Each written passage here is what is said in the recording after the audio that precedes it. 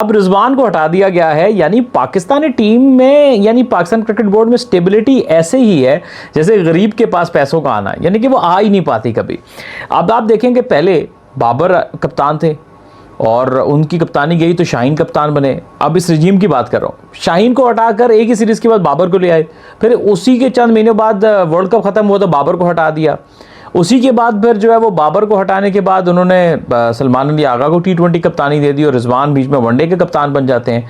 और अब शायद साल भी मुश्किल से पूरा हुआ होगा तो अब रिजवान को भी कप्तानी से हटा दिया। और बीच टूर्नामेंट के, यानी बीच सीरीज़ के दुनिया में ये कहीं नहीं होता कि आप बीच टूर्नामेंट के, अगर आपको फैसला लेना है, आपको लगता है कि रिजवान जो है वो उनको आप हटाना चाह रहे हैं, तो मेरा ख्याल है कि आप चैंपियंस ट्रॉफी के बाद या ये वेस्ट इंडीज़ की जो वनडे सीरीज़ थे उसके बाद हटा सकते थे, या फिर इस वनडे सीरीज़ के बाद आप फैसला कर सकते थे।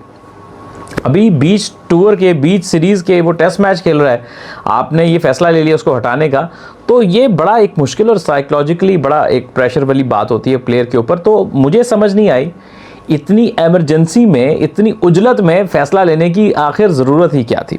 और सिर्फ ये कप्तानी की हद तक नहीं है, इस सब टेन्योर में आपने देखा कि सिलेक्शन कमेटी में बहुत सारे मामलात हुए। कभी आकिब, कभी वहाब रियाज साहब लीड कर रहे हैं, कभी कोई सिलेक्टर ही नहीं है, कोई चीफ सिलेक्टर ही नहीं है। अब जितने भी सिलेक्टर्स हैं वो डमी लग रहे हैं और पसे पर्दा आकिब जावेद साहब भी सारी सिलेक्शन कर रहे हैं। और फिर आपने क्या किया कि पहले सिलेक्शन कमेटी के अंदर एनालिस्ट जिनका सिलेक्शन में काम नहीं, उनको भी डाला। सिलेक्शन कमेटी में बिलाल अफजल साहब भी रहे जिनका कोई ताल्लुक नहीं था। फिर आपने अलीम डार साहब जो अंपायर हैं उनको भी सिलेक्शन कमेटी में डाल दिया, मतलब वो भी अब तक समझ नहीं आया कि यार उनका सिलेक्शन से क्या ताल्लुक है।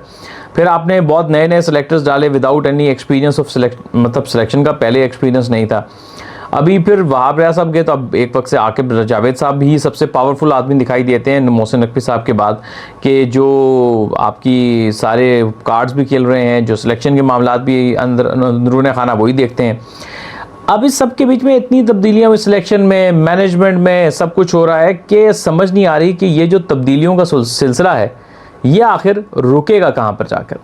इस सब के बीच में अगर कोई इंटरेस्टिंगली जिस बंदे ने सर्वाइवल रखा है, जो बंदे ने सर्वाइव किया है, वो आपके टेस्ट कप्तान शान मसूद हैं, जो कि दिसंबर 2023 में जब हम ऑस्ट्रेलिया के टूर पे गए थे तो उनके पहले असाइनमेंट थे और अब तक वो मौजूद हैं। यानी आप कहें कि अभी कुछ माह में 2 साल उनको पूरे हो जाएंगे, तो वो तो एक ऐसी वाहिद स्टेबल चीज़ है जो मैं दिख रही है। इस सब के बीच में सिर्फ कप्तान चेंज नहीं हुए, हालांकि PCB में बड़े लेवल के ऊपर काफ़ी तब्दीलियाँ हुई। पाकिस्तान क्रिकेट बोर्ड में सबसे पहले डायरेक्टर जो थे आलिया रशीद, वो खुद रुखसत पर चली गई उस ओहदे से। फिर समी बरनी साहब आए, वो उनको जाना पड़ा। और उसके बाद जो पाकिस्तान क्रिकेट बोर्ड के CEO थे सलमान नसीर, उनको PSL के सरबराह बना दिया गया। और अब रिसेंटली उस्मान वाला जो है डायरेक्टर इंटरनेशनल क्रिकेट, उनको भी फ़िलहाल अपने ओहदे से हटाया गया, साइड पे किया गया, उसके लिए एडवर्टीजमेंट दी गई है और कहा यह जा रहा है कि शायद उनको भी PSL में भेज दिया जाएगा। और ऐसी बहुत सारी तब्दीलियाँ आ रही हैं। अच्छा, तब्दीली हो सकता है कि बहुत सारों की कारकर्दगी ठीक ना हो और उनको हटाना नागुज़ीर हो, मैं किसी एक फ़र्द वाहिद की बात नहीं करता, लेकिन सबसे आम बात यह है कि अगर आप किसी को हटा रहे हैं तो आगे आप किसको ला रहे हैं। अब शाहीन आफरीदी की जो वनडे क्रिकेट में परफॉर्मेंस है वो इतनी अच्छी नहीं है, उसमें वो स्ट्रगल करते रहे हैं रिसेंटली, अगर हमने देखा है। और अगर वो इंजर्ड हो गए फिर क्या होगा। वैसे तो पाकिस्तान वनडे क्रिकेट कम ही खेलता है, तो शायद बहुत से लोग इससे एग्री करें कि रिजवान की परफॉर्मेंस अच्छी नहीं थी 2025 में, बीइंग एन प्लेयर भी, बीइंग एन कैप्टन भी। हम ट्राई नेशन सीरीज़ भी हारे, उन्होंने अपना नंबर 4 नहीं छोड़ा, हालांकि उनसे बेहतर प्लेयर नंबर 4 के मौजूद थे।